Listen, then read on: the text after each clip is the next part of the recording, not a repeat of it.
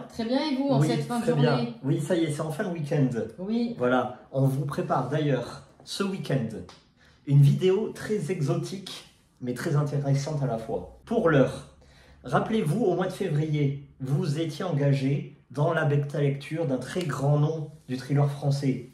Monsieur Franck Tilliez. Oh, bon, on ne peut pas trop en dire. On vous met juste cette photographie-là pour montrer que on se livre maintenant, pèse dans le game. C'est officiel. Ouais. Oui, oui, totalement. Toi, Franck, tu le suis depuis le début de sa carrière. Donc, présente-nous le livre d'aujourd'hui, c'est le livre de la semaine. Alors, ça s'appelle À retardement, sorti en 2025. C'est un thriller psychologique. Très bien.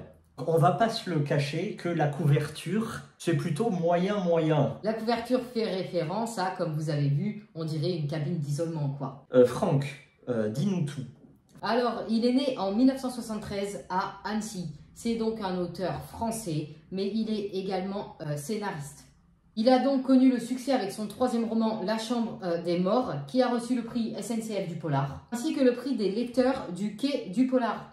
C'est donc le premier roman qui a été adapté à l'écran. Il faut savoir que, et ça tu vas nous l'expliquer, il a des personnages récurrents qui forment une saga, mais aussi il a des romans uniques, des one-shots. C'est ça. Alors, À retardement va parler de cette saga sur Charcot et Annabelle. Il y a donc 14 tomes et Retardement, c'est le 14e. Est-ce que tu peux nous citer ton préféré? Ah, bah moi, mon préféré chez Tilliez, ça reste le one-shot. Vertige. Voilà, de toute façon, je pense que tout le monde a compris maintenant. J'arrête pas de le citer. Vertige. Vertige, Puzzle. Puzzle, Rêver. Rêver, j'ai beaucoup aimé. En plus, il y a une enquête interne pour vous à l'intérieur du bouquin. Ah, j'ai aussi aimé la Forêt des Ombres. Et il y a l'Anneau de Moebius. Très bien. Celui-là aussi, il est trop bien. Voilà. Très bien. J'aimerais préciser, pour ceux qui sont perdus, qui n'ont pas lu tous les Charcot et Annabelle, c'est pas très grave.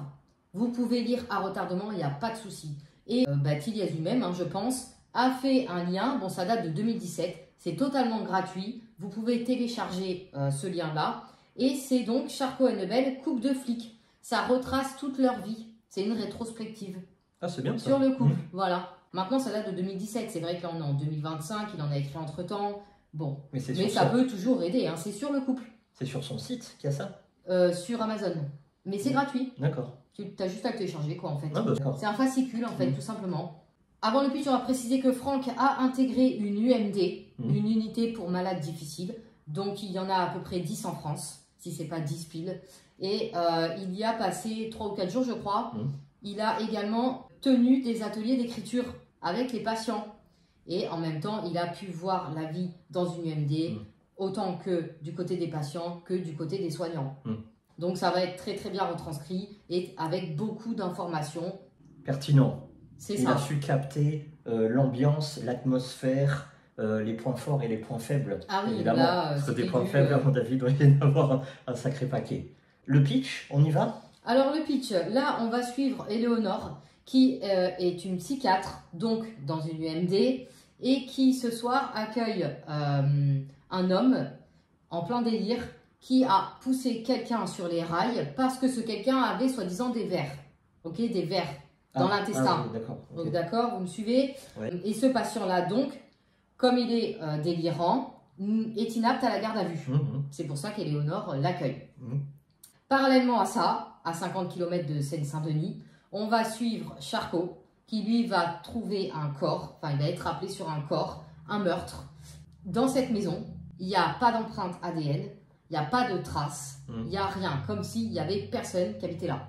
C'est très louche, cette histoire.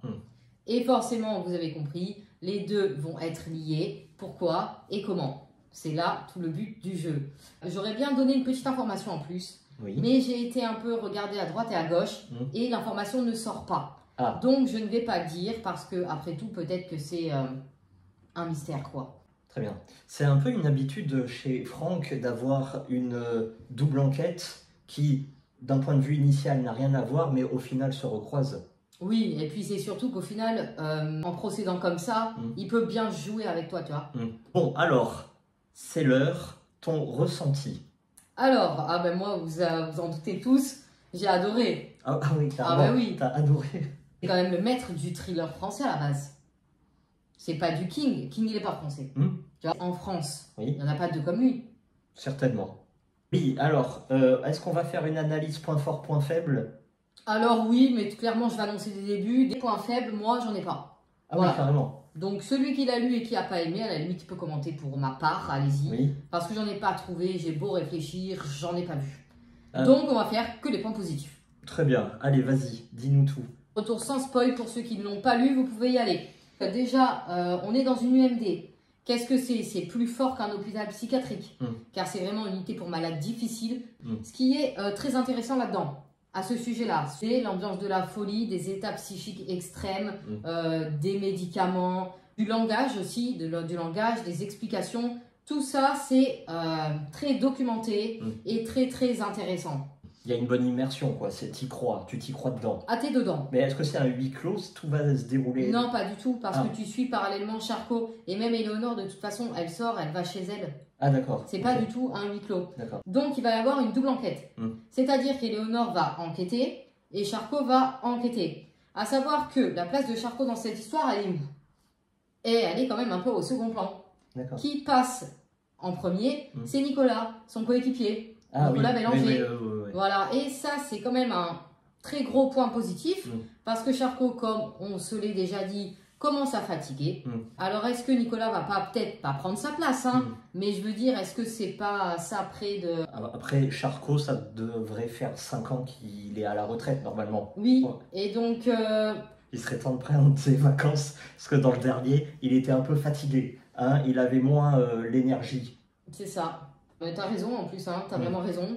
Et donc là, ça fait quand même plaisir, quoi. À savoir aussi que, attention, c'est pas du tout une romance, on n'a pas d'eau de rose, chacun a ses démons, on le sait, on les connaît, et même si vous les connaissez pas, c'est pas grave, vous pouvez y aller.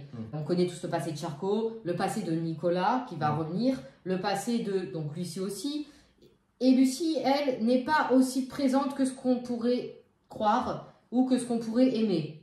Bon, c'est pas très grave, hein, à la limite. On peut être déçu par contre, parce que là c'est vraiment Charcot-Nicolas.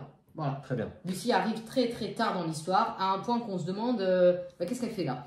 Moi je me suis dit, elle est où là? Et bam, elle est arrivée, comme ça, comme une fleur. Alors, c'est du thriller. C'est du thriller dit suspense. Y a-t-il du suspense? Oui. Est-ce qu'il est bien mené? Est-ce que l'enquête se tend, se crispe? Les enquêtes du coup. Oui, les enquêtes se crispent. Oui. Une tension qui s'accroît. À chaque page.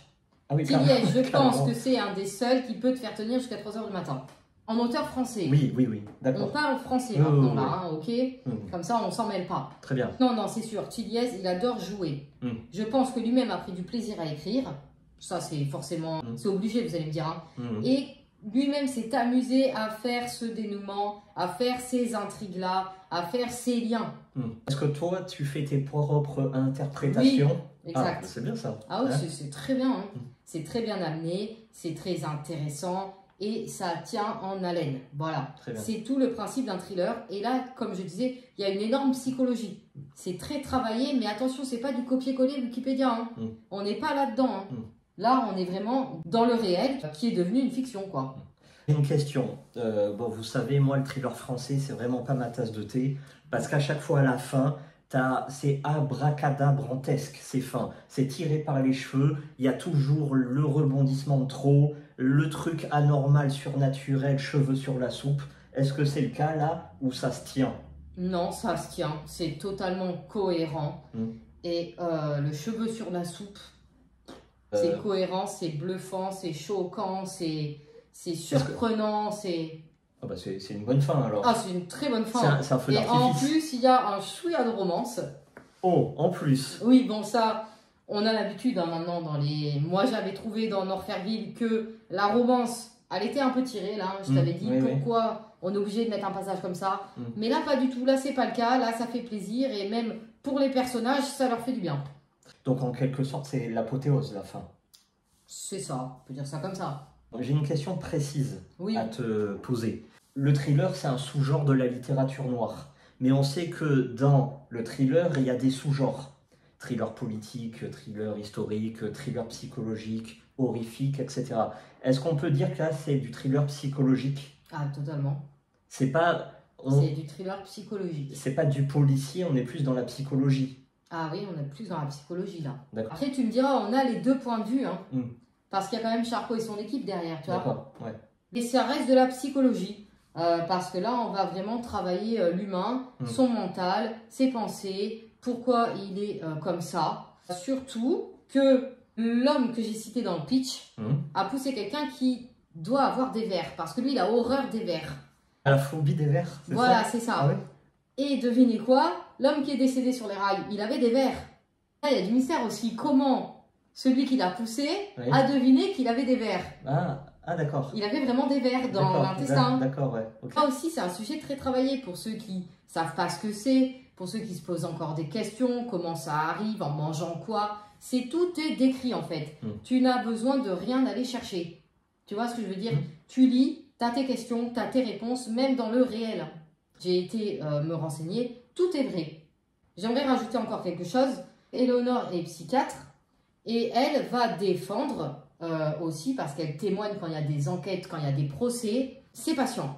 Donc ça ouvre un débat. Est-ce que l'homme qui est malade mental est vraiment innocent? Un criminel, j'entends. Ça ouvre le débat. Hein, parce qu'à l'heure d'aujourd'hui, c'est vrai qu'on peut tous se poser la question. Quand il se passe telle ou telle chose ici ou là-bas, on prône la folie. Hein, et au final, on va pas en prison. Sujet d'actualité brûlant. Le cas se répète X fois. Un peu trop souvent, voilà, c'est-à-dire que la moitié sont fous. Bon, il faudrait peut-être doser. Et est-ce que Franck il donne son avis là ou il pose juste le débat? C'est partagé, il y a les deux avis. Voilà, parce qu'il y a plusieurs personnages dans ce roman. Ça a l'air vraiment pagué cette histoire. Ah, c'est pas gay du tout. Non, c'est très touchant. Tu t'attaches au personnage. Non, mais c'est limite un peu glauque, c'est pour tout public. Ah oui, attention, moi je mettrais quand même un avertissement, hein, parce qu'il y a des scènes, il y a des meurtres, il y a beaucoup de descriptions, c'est devant toi en fait. Donc il faut pas trop être sensible. Okay. Je recommande pas aux âmes sensibles, personnellement. Tu fais bien de le dire. Oui. Si on vient de la littérature blanche, aïe, attention. Oui, attention, c'est ça. J'ai une question pour toi. Oui. Est-ce que tu sais ce que c'est l'enthelmophobie? C'est la phobie des vers. Ah, tiens, on se couchera moins bête. On en apprend, hein, je vous dis. Hein. C'est parti, la conclusion. Ta note est pour quel public? La conclusion, c'est un roman à lire, c'est une tête de gondole, vous allez le trouver partout, mais il faut y aller, foncer. La note, moi j'ai mis un petit 9, voilà, parce que ça reste... 9, c'est quand même balèze, c'est pas mal du tout. C'est un petit sur un gros 10, voilà. Ah, d'accord. Parce que si j'ai un gros 9, tu vas pas être très content. Tu dis ce que tu veux, hein. Faut y aller, faut être fier de ses convictions. Bon, moi, je lui mets un énorme 9. Et c'était drôle, ça. Oui, très. Toi, Franck, tu vas le rencontrer. Oui, je vais fêter la musique. 21 juin. La fête de la musique. On compte sur toi pour prendre des vidéos de Franck, que tu nous partageras là. Ah, prendre des vidéos, je sais pas, mais on va essayer une photo. Hein. Bon. Alors, j'espère qu'à cette séance avec Franck, on va pouvoir ramener tous les livres qu'on veut. Parce qu'il y a des fois, tu peux pas ramener ton livre. Oui. T'es obligé d'acheter là-bas. Oui, mais toi, tu vas pas ramener tes 15 bouquins. Là. Non, mais nous, on en a déjà plein. Donc moi, j'aimerais ramener mon préféré, histoire qu'il soit signé. Très bien. C'était très intéressant. Merci à vous. Et puis bientôt le retour de MiQ84. Alors là, je travaille dessus. Oui. Nous travaillons dessus, main dans la main, comme ceci. Et puis aussi un retour de notre voyage. Ça sera ce week-end. Lundi, la vidéo. Oui, exactement. Voilà. Ça va être passionnant. Un voyage week-end. On va en apprendre beaucoup. C'est ça. Merci à vous. Allez, passez un très bon week-end et une bonne semaine.